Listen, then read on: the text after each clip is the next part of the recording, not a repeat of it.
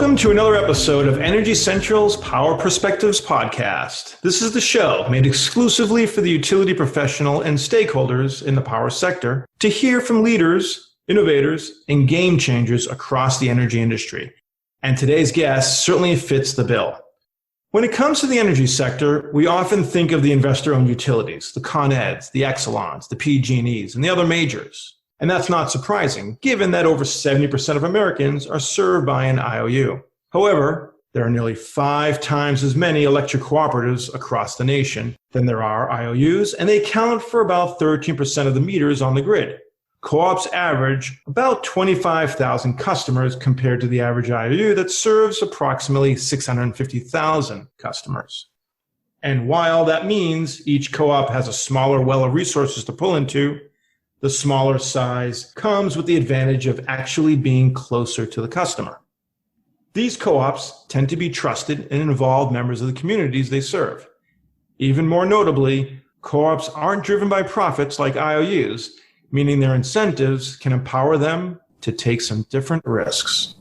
Given that July is the month of customer care for Energy Central, we wanted to talk to someone at the electric co-op who can speak to the unique opportunities that co-ops are able to offer for their customers, as this perspective creates lessons learned that to the astute observer can actually be applied to all stakeholders across the grid.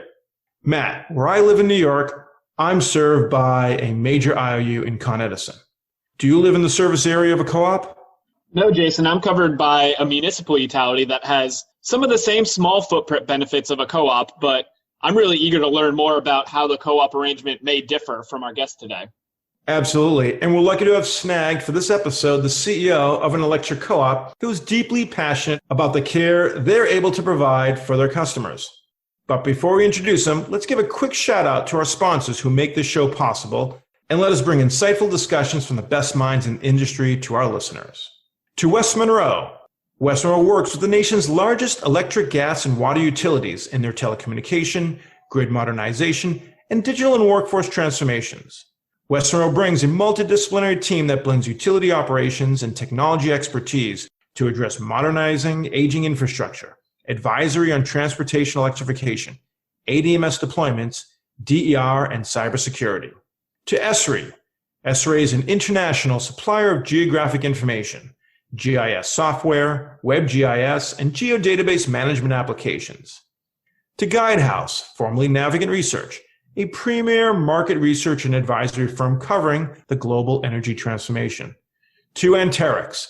Anterix is focused on delivering transformative broadband that enables the modernization of critical infrastructure for the energy, transportation, logistics, and other sectors of our economy. And to Scott Madden, a management consulting firm serving clients across the energy utility ecosystem. Areas of focus include transmission and distribution, the grid edge, generation, energy markets, rates and regulations, corporate sustainability, and corporate services. The firm helps clients develop and implement strategies, improve critical operations, reorganize department and entire companies, and implement myriad initiatives. And now on to today's guest.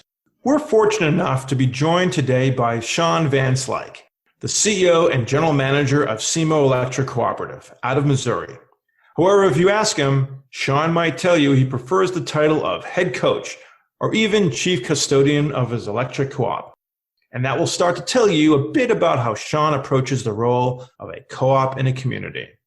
SEMO stands for the Southeast Missouri Electric Cooperative, and they serve member consumers in Bollinger, Cape Girardeau, Mississippi, New Madrid, Scott, and Stoddard counties, where they provide customers with both electric and broadband.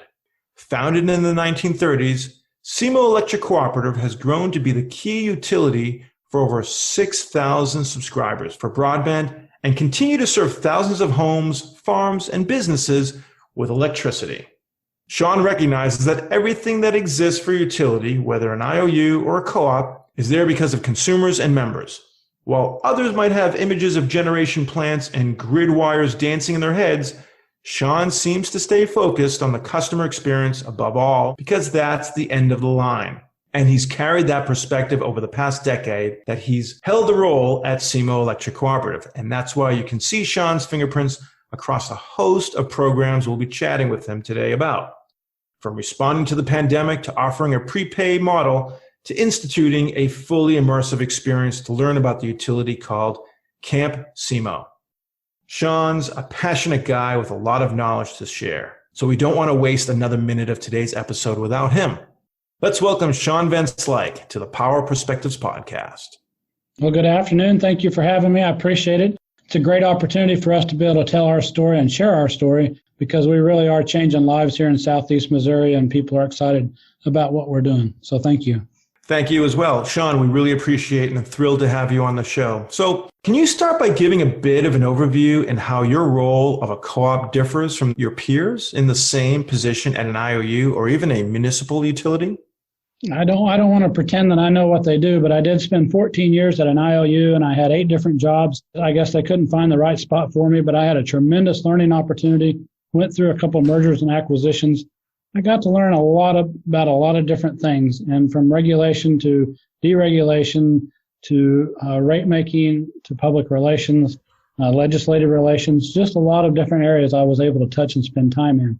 But the one thing that always come back and always remember, it was always about the consumers. And we went through a period of time when I was at the IOU that we almost had to file for bankruptcy, and we're really close. And we had employees who would actually put duct tape over their name on their shirts. And that was kind of embarrassing, and the pride factor, we had to get that back, and we worked really hard to get our J.D. Power score back up to the top, and at the time, over a 4-year period, I think we built that back to where it was at, and we improved our safety record from horrendous down to working towards zero. But today in the cooperative world, and I've been here a little over 10 years now, the difference is I think we're much more nimble. We can be quicker, we can be faster, but we also have a lot less resources. So if I pull a team together on prepaid metering or I pull a team together on broadband, it's likely to have 2 or 3 of the same people in the same meeting because we're just not that deep. Now, not all co-ops are like us. Some of our co-ops are much larger than we are, but you have to work with what you have. And I think early in my career, I can remember when I was in my early 20s, I started coaching soccer for my daughter's team, who's now 32 years old. But at the first time, one of my most embarrassing moments is I asked the referee for a timeout, and he looked at me and he said, "Son, there are no timeouts in soccer." And I thought, well, I need to go to school. And so I went to soccer school, if you will, and got my certificates. But they taught me something called the SAID principle, SAID, specific adaptation to imposed demands. And that's exactly what we have to do here. But it's also what I did at the AILU. You take what you have, you go out and try to find more resources, more people, but you do with what you have, and you work really hard. I look back now, I learned some of that growing up with my grandparents on a dairy farm as well. You just sometimes have to work with what you have and hope for more and try to work to get more to help other people. Sean, prior to our conversation today, leading up to it, we talked about your connections and commitment to the community, but you also look at your customers in a different way. You refer to them as members. Why is that? In the cooperative world, the people who we actually serve are actually our members. They're actually the owners of the cooperative. So when they come in and they sign up, they become members at that time. And we go through a process every year when we close our books, if you will. If we have any margins or profits, we actually give them back to those individuals, to those members, to those businesses, and they'll actually get a check. So every October here, we may send a check for $15. We may send a check for $2,000 or $3,000 or $20,000 to some of our members that actually own us. It's just called a capital rotation, and that money that they pay their bill, part of that money goes into our cooperative to help us sustain and run our business. And again, if we're profitable, if we have margins left over, we rotate that capital back out. In the traditional IOU sense, or a municipality is collecting the bills, it's putting back in to build their streets, and you can do what you want with your rate base there. If I'm an IOU, I'm working on it for a rate of return or a return on my investment. In a lot of cases, that's regulated, or they're trying to get a certain rate back. In this cooperative world, it's just much different. Most of the cooperatives operate like we do. Some actually apply those margins or that payback, that check. They'll actually take it off their bill, the monthly bill at some point during the year. But it just depends on if we're successful, our members are successful as well. And it's not a lot of money because we're working on a different model. We're not trying to make a lot of money, but we do need financial stability and we need to be made whole each year. So Sean, just a follow-up question on that. Do you find that the difference in both the structure of these members as opposed to just customers and even the language you use in that way, do you think that has a tangible impact in how the people in your service area think of the utility customer relationship? That's a great question because we talk about this quite often in circles that I'm in. And I think if you went back to the 1930s, the cooperatives were formed 80 some years ago because the IOUs traditionally wouldn't come out and serve the farmland because instead of having 10 or 20 or 30 or in some cases now in your larger places 50 or 100 meters or even more than that per mile, we're out here serving people sometimes with 1 or 2 or 3 meters per mile. And so as the generations change and we go from the 30s to 40s to the 60s to 80s, the 90s, and now into the 2000s, we're losing those stories of people who said, oh, I got to read last night because now I have light in my house. And we're losing some of those stories. But when people get checks, I think it still resonates with them that they are part of a cooperative. But I do think as we get further and further away from those generations that experienced electricity for the first time, we're losing some of that. But I think now, though, after COVID, people are starting to appreciate the co-ops even more because we're local. We're right here. They can come in, they can see us, but they could still reach out to us and talk to a person. And I still think that makes a big difference. And we're seeing on the broadband side, now that we're bringing broadband and fiber fast internet into people's homes, they're getting the sense that, wow, you're doing this while other companies aren't doing this. And so there's a resurgence a little bit towards the cooperative model. I don't want to oversell it, if you will, but I don't want to undersell it. I think the fact that we're local is the most important thing.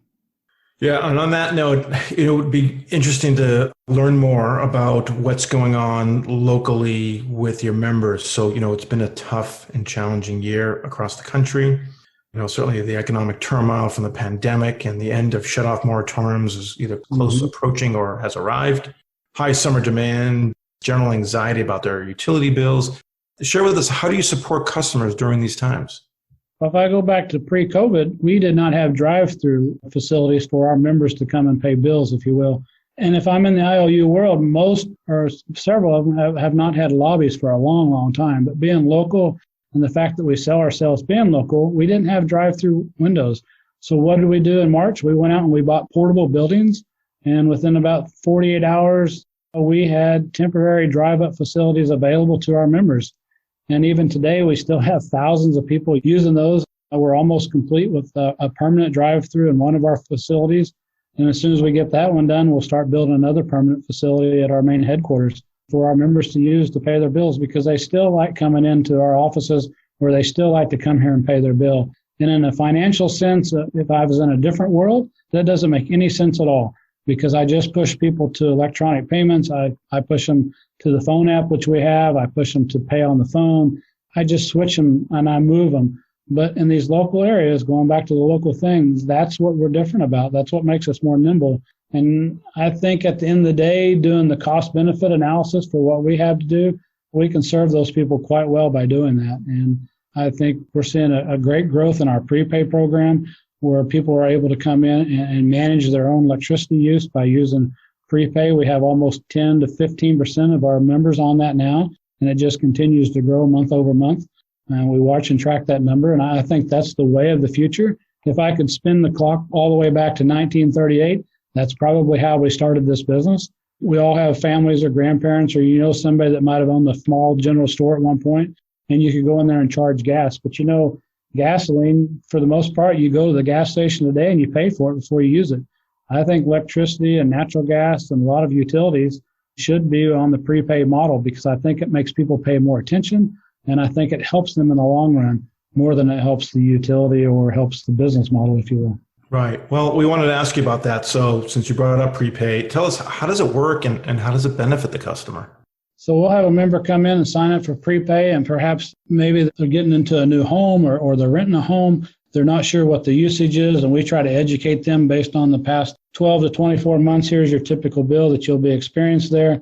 And they come in, and this way they don't have to go through a credit check. They don't have to have a large deposit. They really don't even have a contract. They come in and start with a balance of $25, and then electronically on their phone, they're able to add money to their account when they need it, much like people are used to doing that with their cell phone. Buy the card with the minutes, or I buy the SD card or whatever I plug into my phone that has the minutes on it. And SD card's probably not the right term in today's world, but you just go out there and buy minutes, and it's the same function. And they're able to watch their daily use, if not hourly.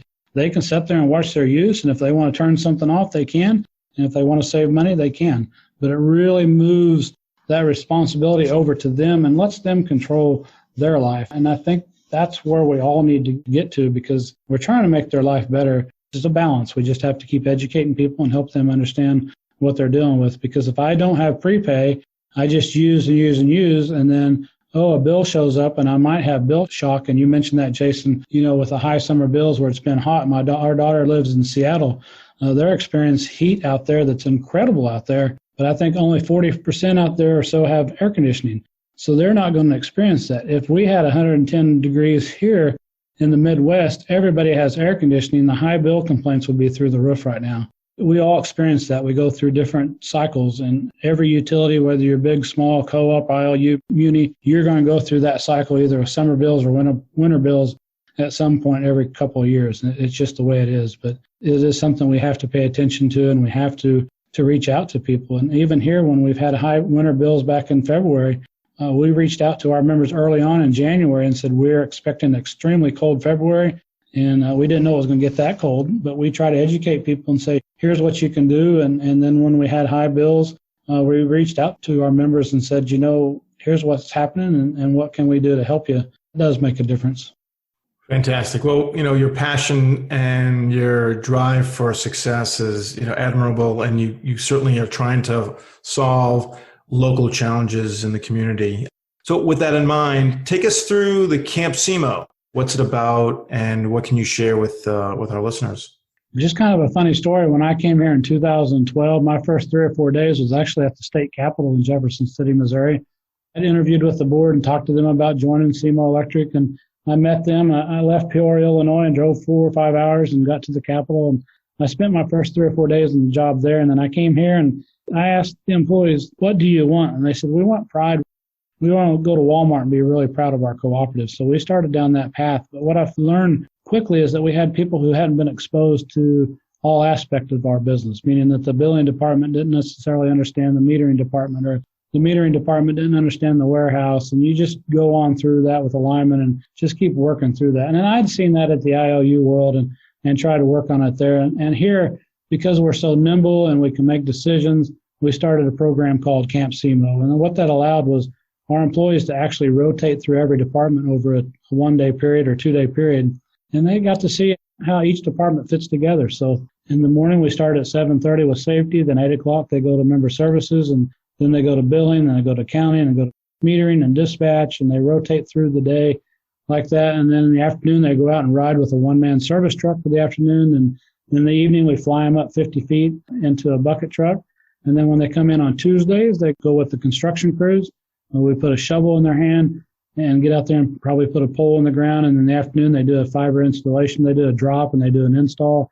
And so in a 2-day period, they get to learn our business. And so every new employee that we have, once they've been here for about 6 months, COVID has stopped us a little bit here, and we're going to restart it because we've got about 6 people we need to put through there. But Camp SEMO is something that has grown and grown. And we've had probably over 100 people go through it. And why I say that is because our bankers have come, our insurance company has come, safeelectricity.org, which I serve on the board, those folks are coming. We just have a lot of our generation people have come to attend because they come to learn what it means to look a member at the end of the line in the eyes.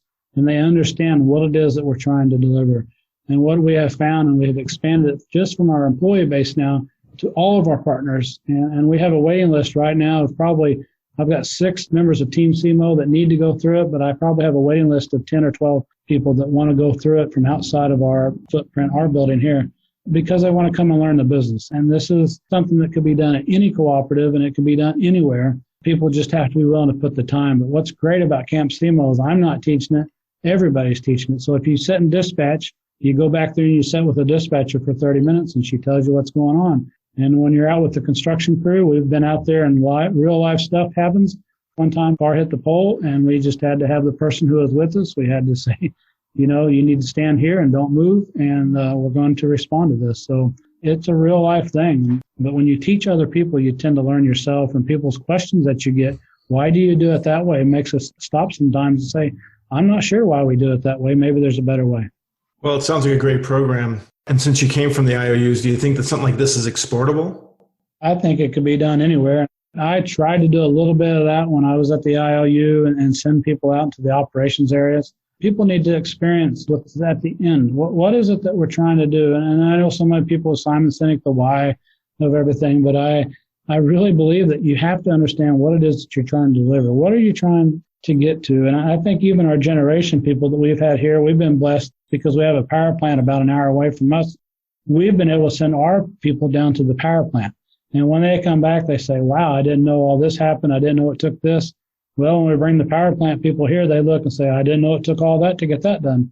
And so there's a mutual admiration, not admiration so much, but a respect for what we're doing and what we're going through, and having a little empathy of what it takes to do each thing. And just like what you're doing, Jason, you're recording this podcast, but after you get done, there's a lot of work to get it ready to put it out there. You just don't push a button and ship it out. It's not done until you do your thing with that. And I think a lot of us, if we just sat back and just think about what it takes to deliver, whether it's getting gas or eating at a restaurant right now because short-staffed and how much work people are having to go through, sometimes we just need to chill out and relax and say, that person's probably doing the best that they can, and they have an appreciation for what other people go through. And that's what Camp SEMO allows us to do. It's a beautiful concept, no doubt. Well, Sean, we really appreciate your insight, your professional insight, and you've given us an opportunity to learn more about yourself. But we want to take that one step further. We have something called the lightning round, where we ask a question and you have a one word or phrase as a response. So we've got 5 we want to ask you, 5 questions. Are you ready? I'm ready. Okay. If you could invite anyone, present day or historical, to a dinner party, who would you choose? Based on what I went through in 2020, and I have to say 2020 was the best word I've heard to describe 2020 was revealing. A lot of things revealed to myself. We've been married 33 years, but at this point in my life, I think I'd just invite my wife on a date to go to dinner. Best piece of advice you've ever received? I think I had a mentor. His name was Scott Sissel, and he taught me to run my own race, leave emotion out of it, and stick to the facts. I know that you asked for one piece, but that's 3 pieces together. And I think when we run our own race and we leave the emotion out and we try to stick to the facts, the decisions that we make tend to be pretty close to the right ones. What's your biggest guilty pleasure? I really want a Diet Coke right now because I gave it up. I gave up caffeine in January 1st of 2020 without knowing that we were going to go through COVID. And I'm sitting here looking at a bottle of water, and there's a Diet Coke within 10 feet of me in a refrigerator, and it just sits there, and I would love to drink that Diet Coke. It's hard on my system. I'm addicted to it, so I'm trying. Something that your coworkers may not know about you. I love to go to the river and camp. So my wife and I like to go, and we'll take books. I take my laptop. We go usually where I can find a signal and sit and do things. I really enjoy that, and I like to go camp. And lastly, what are you most proud of? That is a terrific question, and I got to say, on a personal level, just proud of my wife and daughter and son and our families that we have. And from a professional standpoint, I'm just so proud of the people that have helped me in my life. But now, as I get older and think about what a legacy might be, I just get so excited when I see people who do things or get a new job or do something that they never thought they could do. And it takes me back all the way back to when I was coaching soccer, and I would see a young person score a goal for the first time, or I would see him block a goal or make a basket in basketball or even in football, whatever it is as I coach, and that pure excitement that they did something they didn't know they could do. And now to watch adults do that, that is something I'm really proud of, and to watch people grow and spread their wings. Well, I appreciate that, Sean. And we've finished the round. And you know what? We want to give you the last word. So knowing that utility CEOs and decision makers are listening in, what final word of advice do you want to spread to the industry? I think being intentional is really important, but I've added some words to that, and that's be consistently and inclusively intentional about what we do and what decisions that we make. Everybody is watching us in today's world and the cancel culture and all this stuff that we've got to deal with. But ultimately, it's about making people's lives better and giving them reliable energy, reliable broadband, whatever that might be. I just think you can expand that to any business that you're in. We all have to make a living to take care of our families in some fashion, but how do we want to be remembered? And I think if you sit back and you think about it every day, just be intentional about what you're doing and try to be positive about what you're doing. I think if we keep pushing forward and we keep trying to do what we think's right, everybody will be fine and we'll make it through. We're going to make it through this pandemic, whether it comes back or not. we just got to keep expecting to show up every day and do our best. Well, this conversation has really illuminated the important role of the local utility. I want to thank you again for sharing this with us today. We'll be keeping an eye on SEMO Electric Cooperative to see what new initiatives you continue to put into the world. Thank you for joining us today. Thank you for having me. I appreciate it. Once again, I'm your host, Jason Price. Plug in and stay fully charged in the discussion by hopping into the community at energycentral.com. And for those who are members of Energy Central, be sure to check out the site post for this podcast, as you'll find bonus clips of content we didn't have time for in the full episode. You won't want to miss it. See you next time at the Energy Central Power Perspectives podcast.